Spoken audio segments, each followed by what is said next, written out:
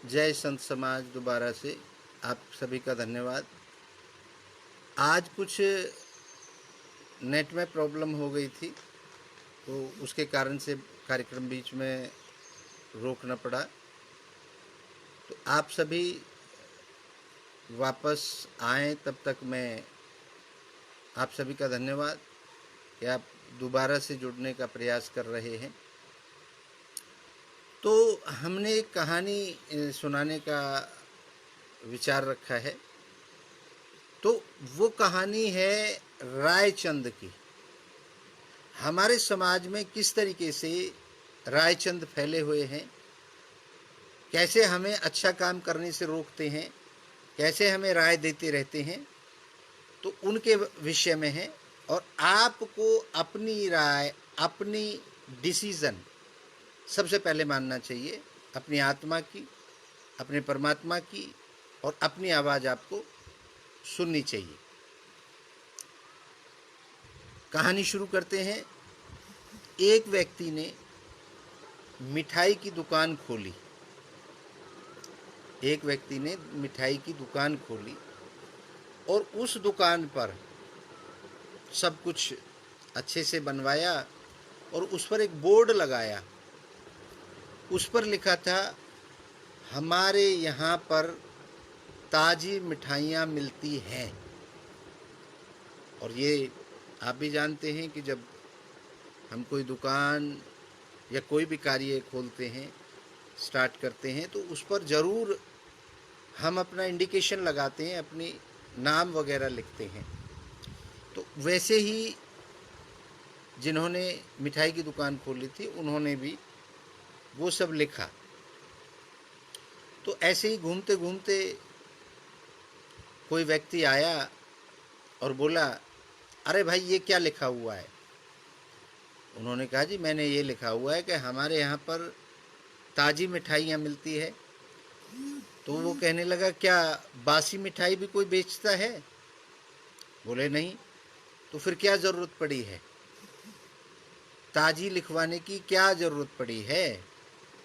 तो इसको मिटाओ, ताज़ी को, और यहाँ पर यही रहने दो, हमारे यहाँ पर मिठाइयाँ मिलती हैं। तो वो आदमी बड़ा सीधा था या दूसरों की मानने वाला था, तो उन्होंने वो ताज़ी मिटा दी वहाँ से।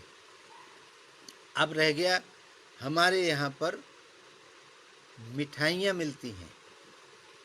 तो वो फिर दूसरा व्यक्ति आया, दूसरा रायचंद आया, क्योंकि हमारे भारत के अंदर, हमारे समाज में अपनी बात कोई नहीं करता, अपना काम कोई भी सॉल्व नहीं करता, लेकिन दूसरे का अगर कोई काम बिगड़ रहा है या बन रहा है तो वहाँ पर फट से राय देने पहुँच जाते हैं।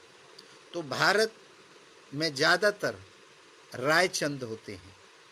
तो खैर,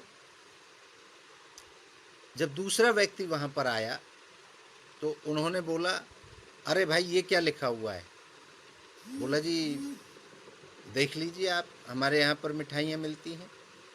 कह रहा, आपके यहाँ दिख तो रहा है, तराजू भी दिख रही है, आपका मिठाई भी दिख रही है, सब कुछ दिख रहा है, तो फिर हमारे यहाँ का लिखने का क्या मतलब है? मिटाओ इसको हमारे यहाँ को। तो खैर वो व्यक्ति ऐसा था जो शायद अपने मन की कभी नहीं सुनता था, दूसरों की सुनता था। तो उन्होंने वहाँ से वो मिटा दिया, हमारे यहाँ। अब रह गया, मिठाइयाँ मिलती हैं। तो 2-3 दिन गुजरने के बाद एक और व्यक्ति आया और उसने कहा, अरे भाई ये बोर्ड पर क्या लिखा हुआ है कि जी मिठाइयाँ मिलती हैं? तो बोले, कुछ और भी मिलता है? बोले, नहीं, केवल मिठाइयाँ मिलती हैं। तो फिर कह रहा है, ये लिखवाने की क्या ज़रूरत है? मिठाइयाँ, इसमें से मिठाई दिख तो रही है सारी दुनिया को, इसको मिटाओ मिठाई को। उन्होंने अगले दिन वो मिठाई को मिटवा दिया। अब बच गया मिलती है। तो फिर एक रायचंद वहाँ पर आए उन्होंने कहा भाई ये बोर्ड पर क्या लिखा हुआ है? बोले जी कह रहे ये मिलती है का क्या मतलब है? अरे ये मिलती है को तो आप मिटाइए, ये इतना बड़ा बोर्ड है, सारा साफ है, और लास्ट में आके ये मिलती है लिखी हुई है, इस मिलती है को मिटा दीजिए। तो उन्होंने मिलती है को भी मिटा दिया। तो पूरा बोर्ड रायचंदों ने बिल्कुल साफ करा दिया, बिल्कुल फिनिश करा दिया, क्योंकि उस व्यक्ति ने अपने मन की कभी नहीं सुनी, अपनी आत्मा की आवाज़ कभी नहीं सुनी, हमेशा दूसरों की बात सुन करके और कार्य को किया, इसलिए वो पूरा बोर्ड साफ था। फिर एक रायचंद आया और बोला कि भाई इतना अच्छा बोर्ड है, इतनी अच्छी दुकान है, तो ये खाली क्यों पड़ा है? इस पर लिखवाते क्यों नहीं हो कि हमारे यहाँ पर ताज़ी मिठाइयाँ मिलती हैं? तो इस कहानी का भावार्थ केवल ये है कि हमेशा हमें अपने मन को शाबाशी देनी है, अपनी आत्मा को शाबाशी देनी है, अपने विचारों को शाबाशी देनी है। हम भटक जाते हैं, दूसरे के विचारों को लेकर के, दूसरे के सिस्टम को लेकर के हम भटक जाते हैं। तो हमें अपने आप को संयम रखना चाहिए, अपनी सबसे ज़्यादा मांग माननी चाहिए। और मज़े की बात यह है कि हम दूसरे लोगों के तो कुछ देर साथ रहते हैं, दूसरा व्यक्ति तो हो सकता है 1 घंटे किसी के साथ रहें, 2 घंटे रहें, 3 घंटे रहें, लेकिन हम अपने आप के साथ तो 24 घंटे रहते हैं। अपने आप से तो ज़्यादा बातें कर सकते हैं, हम अपनी ताकत को तो हम बार बार पहचान सकते हैं, लेकिन हमने क्या कर रखा है कि दूसरे के अंदर अच्छाई देखना, दूसरे के अंदर बुराई देखना, दूसरे की गलत चीज़ों को और अच्छी चीज़ों को देखना, उस पर हमारी आंखें ज़्यादा वर्क करती हैं। हमारी आंखें बाहर की तरफ ज़्यादा देखती हैं। अंदर की तरफ जिस दिन हमने देखना शुरू कर दिया, उस दिन आप महसूस करेंगे कि आपको ज़्यादा खुशी मिल रही है, ज़्यादा आनंद आ रहा है, और ज़्यादा आपका इतना अच्छा दोस्त आपको इस दुनिया में नहीं मिल सकता जितना आपका दोस्त आप खुद हैं। जितना बड़ा सलाहकार आपको दुनिया में कहीं नहीं मिल सकेगा जितने बड़े सलाहकार आप खुद हैं। तो अपनी ताकत और अपने आप को हमें पहचानना चाहिए। जैसे मैंने पहले भी कहा कि अपने को बार बार शाबाशी देनी चाहिए, अपने आप को ज़्यादा से ज़्यादा प्यार करना चाहिए, अपने आप को ज़्यादा से ज़्यादा बात करनी चाहिए। तो खैर ये बीच बीच में मैं बताता रहूँगा। फिर मेरे एक कहानी याद आ गई। कहानी का शीर्षक है मकड़ी और चींटी। मकड़ी और चींटी की कहानी हमें ये दर्शाती है कि हम कैसे अपनी बात खुद मानें। एक मकड़ी थी और मकड़ी ने सोचा, मकड़ी का काम ही जाला बनाना है, और जब वो जाला बना देती है, वो जाला इसलिए बनाती है ताकि उसमें मक्खी मच्छर फंस जाएं और वो खा सके, इसलिए मकड़ी जाला बनाती है। तो खैर एक मकड़ी ने एक मकान के कॉर्नर पर अपना जाला बनाना शुरू किया। आधा जाला तकरीबन बनाया था, तो उसकी नज़र पड़ी एक बिल्ली के ऊपर। तो एक बिल्ली थी जो हंस रही थी। वो बोली, अरे मकड़ी, तू यहाँ पर क्यों जाला बना रही है? तो मकड़ी ने कहा कि मैं इसलिए बना रही हूँ कि मैं यहाँ पे जाला बनेगा, यहाँ मक्खी मच्छर आएंगे और वो फंसेंगे तो मैं अपना खा सकूँगी। तो बोली, ये तो यहाँ तो कोई आता ही नहीं, ये तो बिल्कुल साफ़ सुथरा रहता है ये घर, तो यहाँ पर तो एक भी मच्छर मक्खी कोई नहीं आता। तो मकड़ी को लगा कि हाँ ये ठीक कह रही है बिल्ली। तो मकड़ी वहाँ से दूसरी तरफ चलेगी और जा कर के एक अलमारी में उसने जाला बनाना शुरू किया। जब तकरीबन आधा जाला उसने बना लिया था तो एक कॉकरोच वहाँ पर उसको घूर रहा था। तो कॉकरोच ने बोला, अरे क्यों यहाँ पे मेहनत कर रही हो, मैं ये अलमारी तो 1-2 महीने में बिक जाएगी और ये यहाँ से चली जाएगी, तो तुम भूखी मरोगे, यहाँ पर कोई मच्छर मक्खी वहाँ पे कौन आएगा। तो इसलिए मकड़ी ने मनुष्य जीवन ऊंचे उद्देश्यों के लिए उनकी बात मान ली। और जब कॉकरोच की बात मकड़ी ने मानी तो फिर मकड़ी तकरीबन आधा थक चुकी थी, परेशान हो चुकी थी। फिर मकड़ी ने जाकर के खिड़की के ऊपर जाल बनाया, तकरीबन आधा बनाया। तो एक चिड़िया ने उससे कहा, अरे मकड़ी, यहाँ पर क्यों जाल बना रही हो, यहाँ खिड़की से तो बहुत तेज हवा आती है। ऊंचे उद्देश्यों के लिए और उत्कृष्ट भावना से आप ये जो जाला बना रहे हो, इसमें आपको हवा आएगी, एक भी मच्छर मक्खी नहीं फंस सकेगा और तुम भूखी मरोगे। खैर, मकड़ी ने चिड़िया की भी बात मानी। इस तरीके से मकड़ी इतनी थक चुकी थी, उसको भूख भी लग रही थी, परेशान भी थी।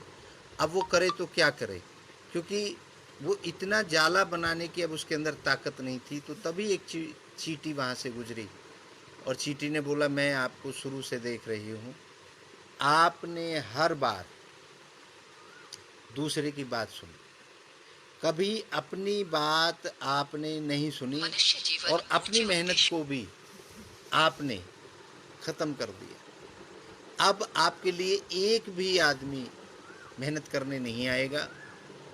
आप अपनी मेहनत अपने हिसाब से सही दिशा में लगाइए।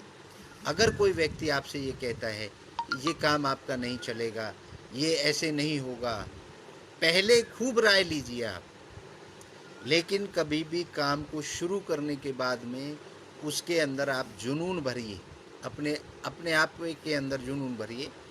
कोशिश करिए कि आप ज़्यादा से ज़्यादा अपने आप से बात करें, अपनी स्टडी करें और आगे बढ़ें। तो इस कहानी का यही एक संदेश है, रायचंदों से बचकर रहें और इस तरीके के रायचंदों से भी बचें जैसे इस मकड़ी और चींटी की कहानी से हमें मिला। हमारे पंजाब के अध्यक्ष भारद्वाज जी, सतीश भारद्वाज जी ने भी एक कहानी बताई है, वो भी मैं आपको शेयर करना चाहता हूँ। भारद्वाज जी बहुत ही अच्छी अच्छी बातें हमारे पास भेजते हैं, हमें बताते हैं। आप सब भी हमें भेज सकते हैं ताकि मैं यहाँ से बहुत बहुत आपको नमन। आप बहुत ज़्यादा एक्टिव हैं, ईश्वर आपको इसी तरीके से एक्टिव रखे।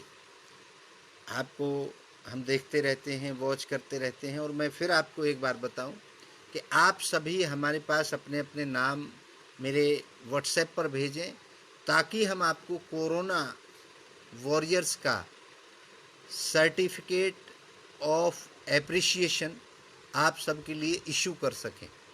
ये हमने एक देशव्यापी अभियान चलाया है संत सुरक्षा मिशन ने, जो भारत के प्रथम नागरिक राष्ट्रपति जी से लेकर के और एक आम नागरिक तक, क्योंकि कोरोना के अंदर सभी ने अपना अपना कार्य किया है, अपनी अपनी ड्यूटी निभाई है।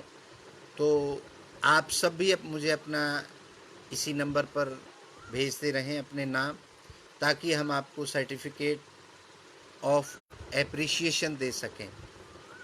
तो भारद्वाज जी ने एक बहुत अच्छी कहानी बताई, उसको मैं आपके सामने रखता हूँ। हो सकता है वो भी हमारे भारद्वाज जी बड़े ही ईश्वर भक्ति में लीन रहते हैं और परमपिता परमात्मा के ऊपर ये कहानी है, तो इसे आप सुन सकते हैं। एक राजा था जो बहुत ही अच्छे तरीके से अपने राज्य में कार्य करता था। तो एक अपराधी किसी बहुत बड़े अपराध को उसने अंजाम दिया और उसको पकड़कर राजा के सामने लाया गया। जब राजा ने उसको देखा और उसके अपराध को महसूस किया, देखा, सुना, पता चला कि वो बहुत बड़ा अपराधी है, तो उन्होंने कहा इसको सीधा ले जाके इसको फांसी दे दीजिए।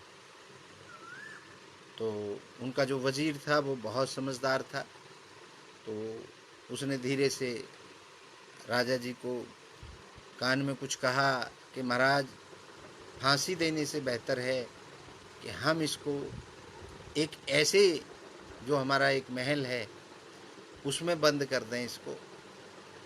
उस महल के अंदर 84 दरवाजे थे। कितने थे? 84 दरवाजे थे। तो 84 दरवाजों में हम 83 दरवाजों को बंद कर देते हैं और एक दरवाज़ा खोल देते हैं, और उस दरवाजे पे ठंडी ठंडी हवा और ठंडा ठंडा वहाँ पर माहौल क्रिएट कर देते हैं, और 83 दरवाज़ों को हम बंद कर देते हैं और इसकी आँखों पर पट्टी बांध देते हैं, और इसको ये कह देते हैं कि अगर तू निकल गया तो तू आज़ाद है। तो राजा ने कहा ये वहाँ से निकल जाएगा। तो बोले महाराज ये नहीं निकल पाएगा, और ये अपनी सज़ा, जो फांसी की हम सज़ा दे रहे हैं, उस सज़ा को वहीं पर भुगत भुगत के ख़त्म हो जाएगा।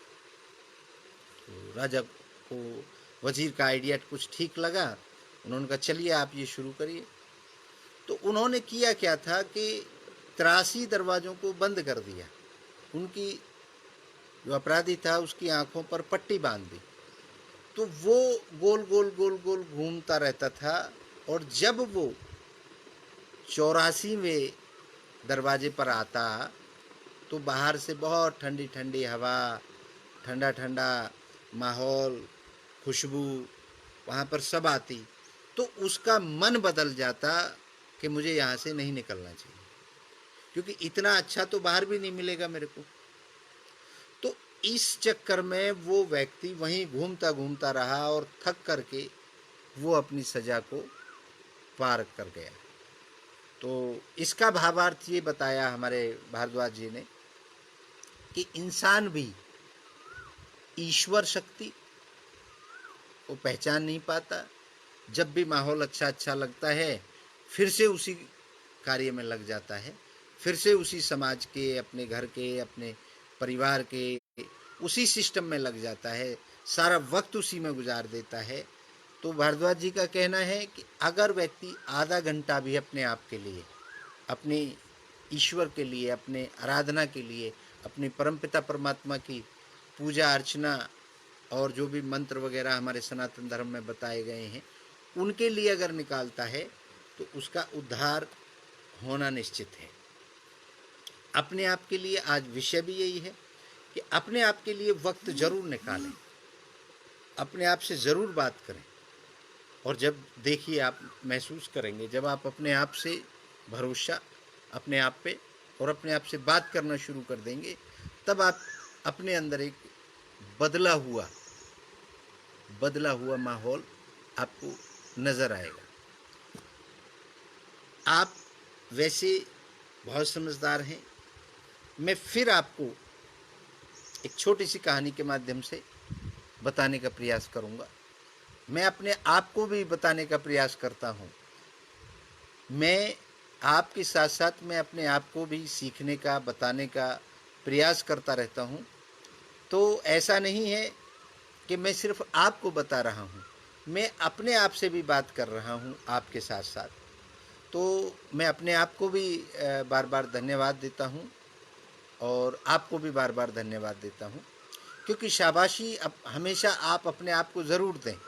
जब आप अपने आप को शाबाशी देंगे तो आप गलत विचारों की तरफ नहीं जा पाएंगे। दो बच्चों की कहानी है, राम और श्याम, टीटू और शीटू। आप जो भी उनका मॉडर्न नाम या पुराना नाम, राम, श्याम, घनश्याम, घनश्याम दास, कुछ भी रख सकते हैं, वो आपके ऊपर बात है। तो दो बच्चे एक दिन स्कूल में बैठे बैठे उनके दिमाग में एक योजना आई कि कैसे हम स्कूल में अगले दिन पढ़ाई नहीं करके और पूरे स्कूल को एक ऐसे काम में लगा सकते हैं, इसे एक ऐसे काम में भटका सकते हैं जो कल का मतलब उनको छुट्टी लेने का मन था, लेकिन वो स्कूल आना चाहते थे और सभी को, सारे स्कूल को उस परेशानी में इन्वॉल्व करना चाहते थे। तो वो जो छोटा बच्चा था, जो श्याम था, तो श्याम ने राम से कहा कि देखो सामने वो 3 बकरियां चर रही हैं। उसने बोला हाँ चर रही है। बोला कल हम उन बकरियों के माध्यम से, हिसाब से हम स्कूल की छुट्टी करवा देंगे। तो वो बोले कि ऐसे कैसे हो सकता है, बकरियों का और छुट्टी का क्या मेल। उन्होंने कहा कोई बात नहीं। श्याम ने कहा कि देखिए मैं आपको बाद में बताऊंगा, कल देखना आप।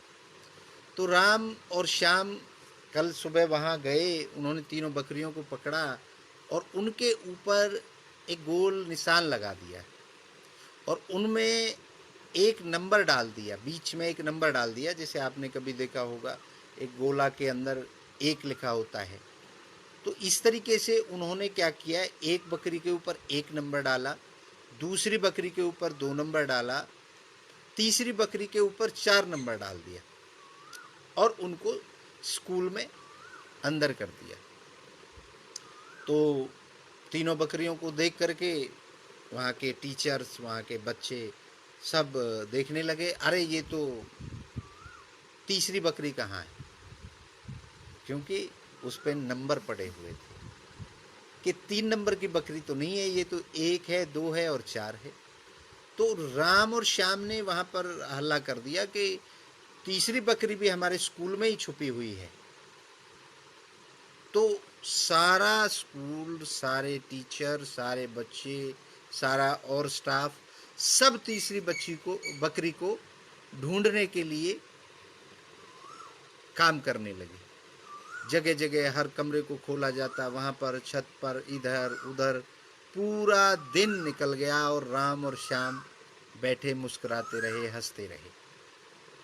तो देखिए कैसे एक छोटा सा अंतर, जबकि 3 नंबर की बकरी कहीं थी ही नहीं, लेकिन वो एक वहम इस तरीके का बना दिया उन बच्चों ने। और स्वाभाविक है कि अगर 1, 2 और 4 नंबर का कोई हमारे सामने भी सडनली आ जाए तो हम कहेंगे कि 3 नंबर का कहाँ है। हमारी नज़रें अपने आप ही उसकी राह देखती रहेंगी कि 3 नंबर कब आएगा, 3 नंबर कब आएगा। इसी तरीके से हमें दूसरे व्यक्ति पता नहीं किस प्लानिंग के तहत हमें कंफ्यूज कर रहे हैं। हमें इस बात को समझने की ज़रूरत है अपने आप से। जब हमें अपने आप के ऊपर भरोसा होगा, अपने आप से हम बात करना शुरू कर देंगे, अपने आप को शाबाशी देना शुरू कर देंगे, तो हम कतई भी, हम बिल्कुल भी ऐसा नहीं कि हम दूसरे की जगहों पे, दूसरे की बनाए हुए जाल में हम फंस पाएँ। जैसे उन 2 बच्चों ने सभी को अपने बनाए हुए भ्रम के जाल में फंसा दिया। ज़्यादातर हम क्या करते हैं कि लोग हमें भ्रम बना देते हैं और हम उस भ्रम वाले जाल में उनके में फंस जाते हैं। तो हमें उन जालों से बचने के लिए अपने ऊपर विश्वास करना सीखना है और अपने आप पे भरोसा करना है। इसी तरीके से आपको मैं बार बार वही बात, आज का विषय पे ध्यान दिला रहा हूँ।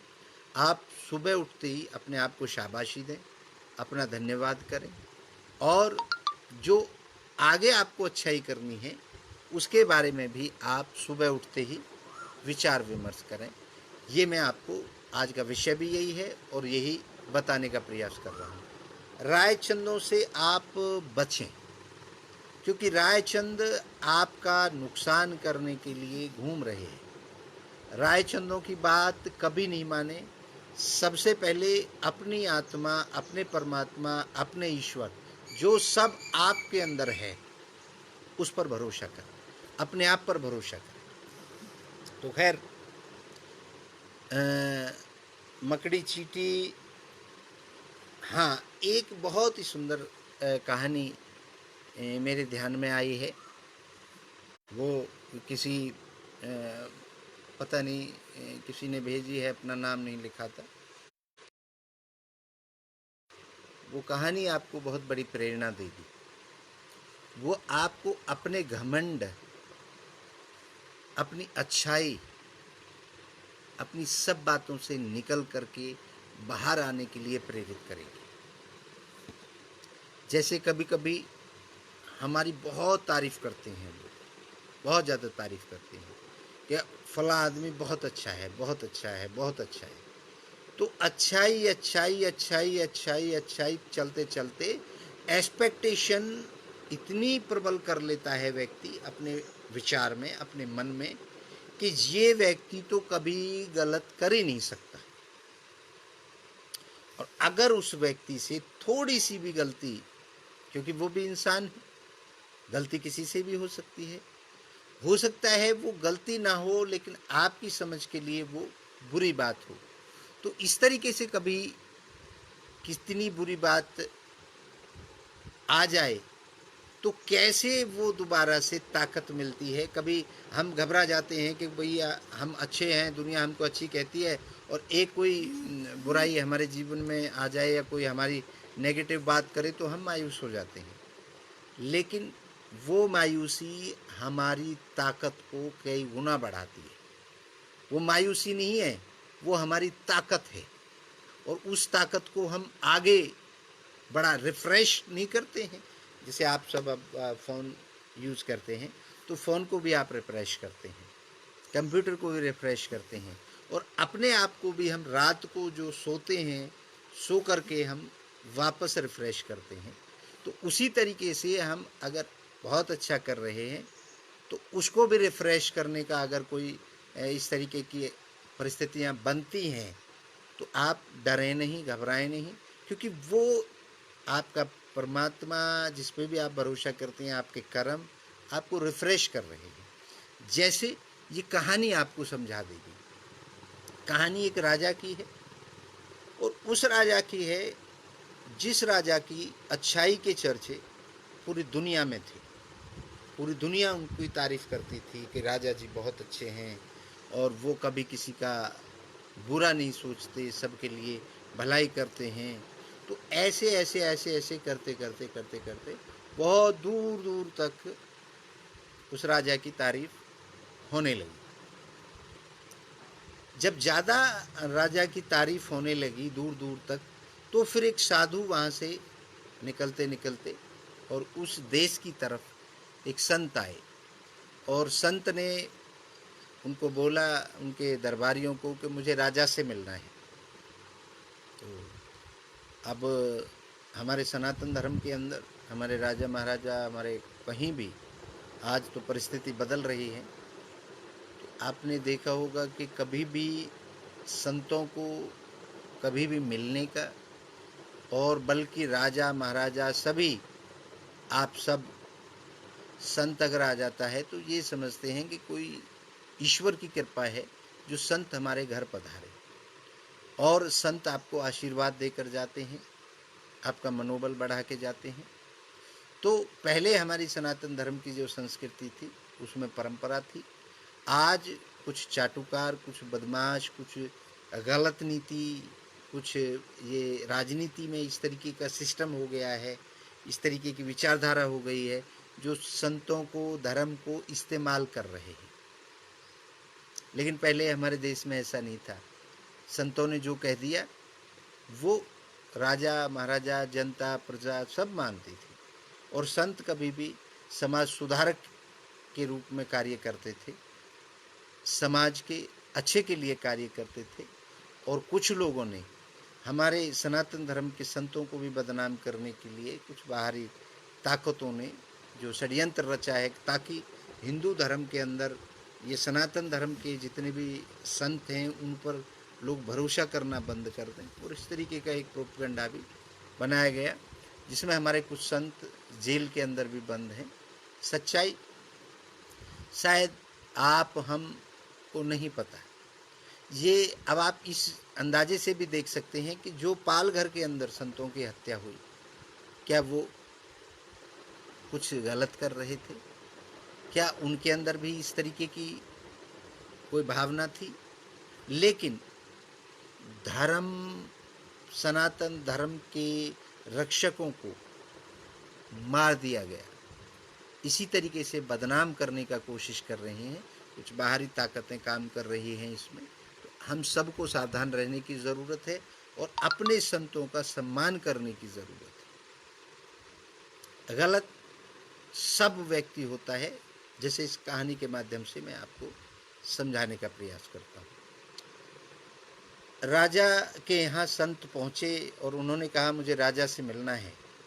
तो उनका जो दरबान था, उन्होंने प्रणाम किया महात्मा जी को और राजा के पास संदेश लेके पहुँचे, बिठाया महात्मा जी को और राजा को संदेश दिया कि एक महात्मा आए हैं, साधु आए हैं और आपसे मिलना चाहते हैं। तो राजा ने तुरंत बोला कि चलिए मैं अभी महात्मा जी से मिलता हूँ और महात्मा जी को आदर से घर में लेके आता हूँ। तो राजा जी खुद वहाँ गए और महात्मा जी को, संत को प्रणाम किया और उन्हें अपने अंदर जो महल था उनका, उसमें ले करके आए। उनकी सेवा की, उनका मान सम्मान किया, उनके भोजन, उनके पैर साफ करने धोने, जो भी हमारी एक सनातन धर्म के अंदर एक परंपरा है संत का पूजन करने की, वो सब कुछ राजा ने कहा किया।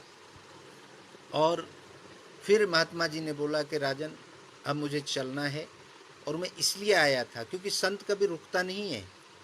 संत नदी के उस पानी की तरह है जो हिमालय से निकल करके समुद्र तक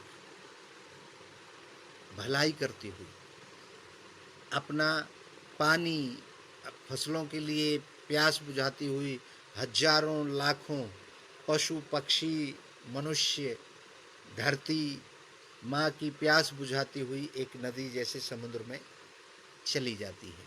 और वहाँ पर भी अपना जो भी रास्ते में गंदगी नदी के अंदर आप डालते हैं, जो भी हम आप नदियों में फेंकते हैं गंदगी, उस सब को समेटते हुए ले जा करके समुद्र में ले जाती है, यहाँ पर गंदगी नहीं छोड़ती। तो संत भी उसी तरीके से है।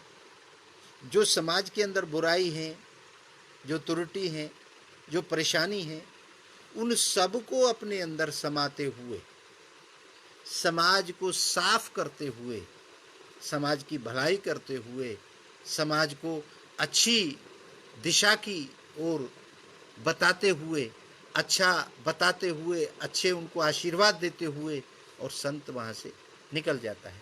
संत ठहरता नहीं है कभी भी।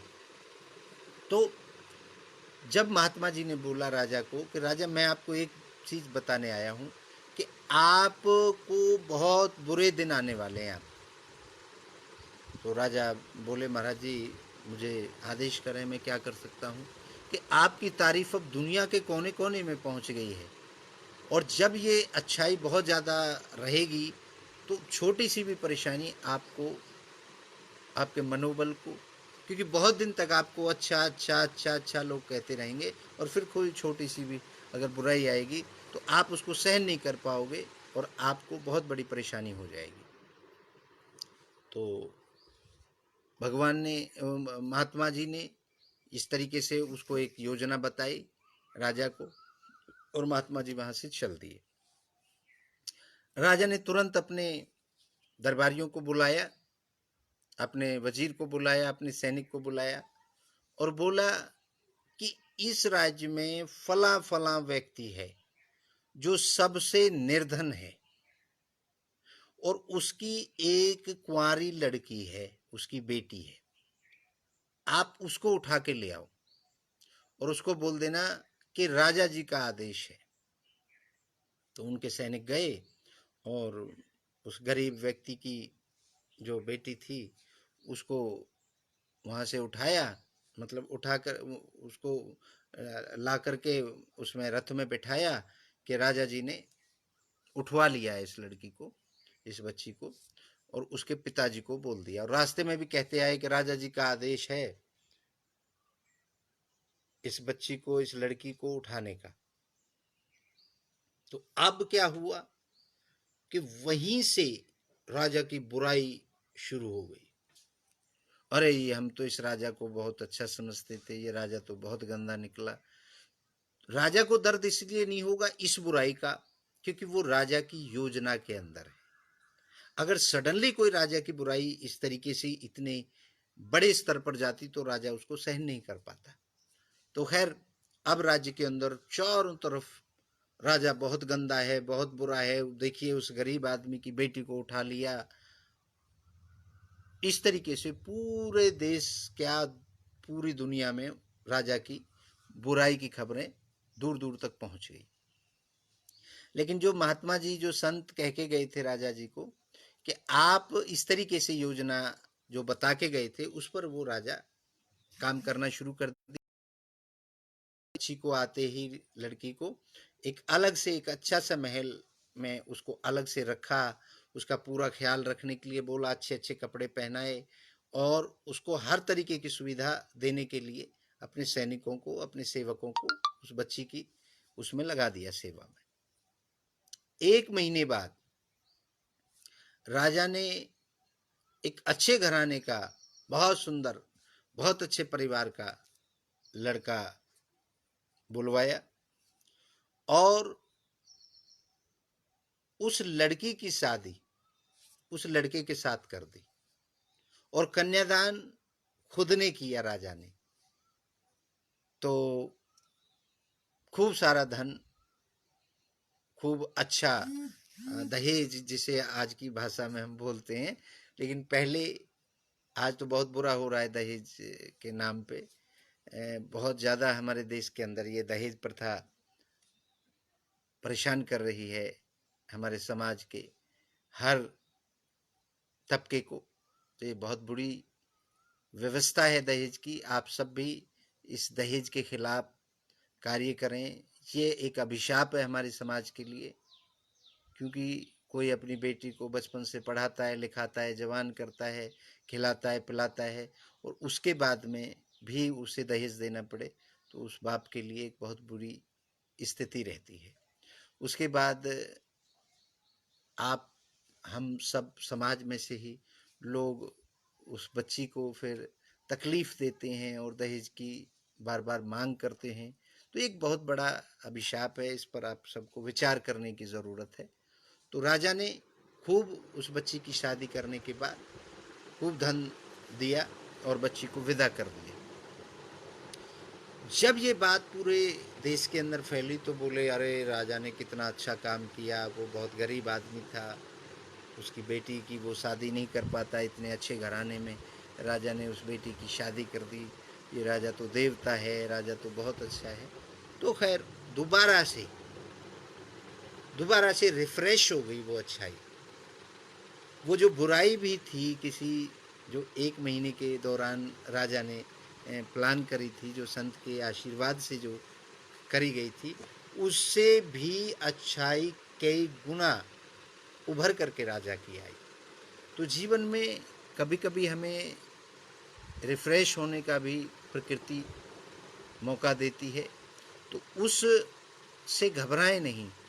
अगर आपने कोई बुरा काम नहीं किया और कहीं से आपके लिए आवाज़ आती है तो आप उससे एकदम से ना घबराएं, उस पर चिंतन, मनन, मंथन करें और अपने आप को कंट्रोल करें और उस बुराई को जो आपने की नहीं, अगर वो आ रही है तो उस पर संयम से, क्रोधित ना हो कभी भी। तो आज का विषय हमारा काफ़ी रोचक रहा। आप सब आए, आपके सम्मान करता हूँ, आपके अंदर बैठी हुई आत्मा को भी नमन करता हूँ, आपके संयम को भी नमन करता हूँ, आपके शरीर को भी नमन करता हूँ, धन्यवाद करता हूँ। आप अपना कीमती वक्त निकाल करके हमारे साथ जुड़ते हैं और हमारी जैसी भी बातें हैं उनको सुनने का प्रयास करते हैं। हो सकता है इनमें से कोई बात अच्छी लगी हो, आप अपने जीवन में उतार करके भी देख सकते हैं। मैं दावे के साथ कुछ नहीं कहता, कोई कोई बात आपको शूट करे ना करे, क्योंकि हर बात हर व्यक्ति को शूट नहीं करती। तो आपके लिए यही मैं कहूँगा कि संतों का सम्मान करें, संत आपकी भलाई के लिए कार्य करते हैं समाज के अंदर।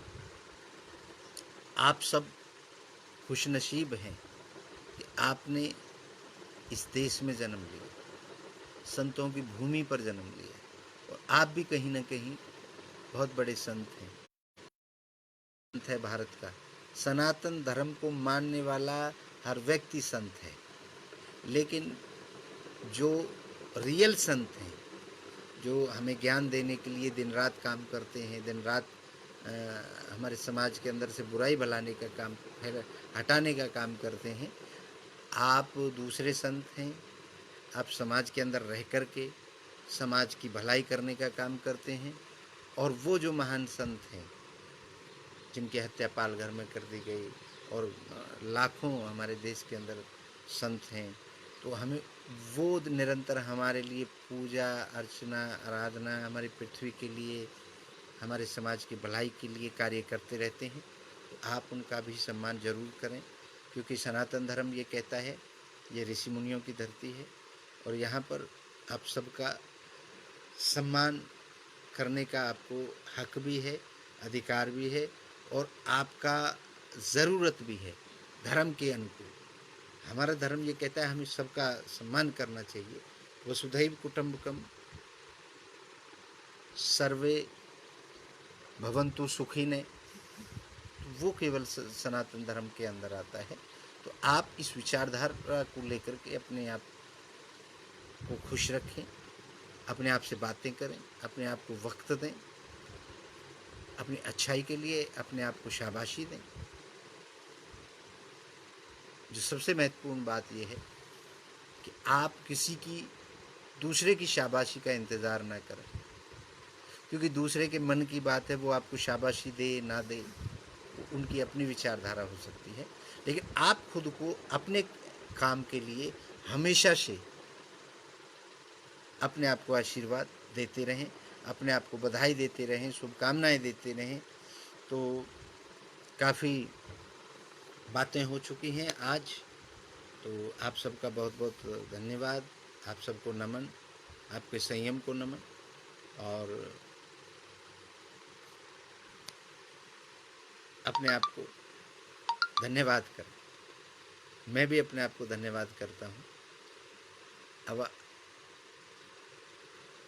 आप भारद्वाज जी, कुमार जी, सदगुरु जयप्रकाश नाथ जी, मैं आप सबका आभारी हूँ। और जितने भी व्यक्तियों का मैं नाम नहीं ले सका, तो उन सब के लिए भी मैं नमन करता हूँ, धन्यवाद देता हूँ। कल फिर मिलेंगे 1 बजे।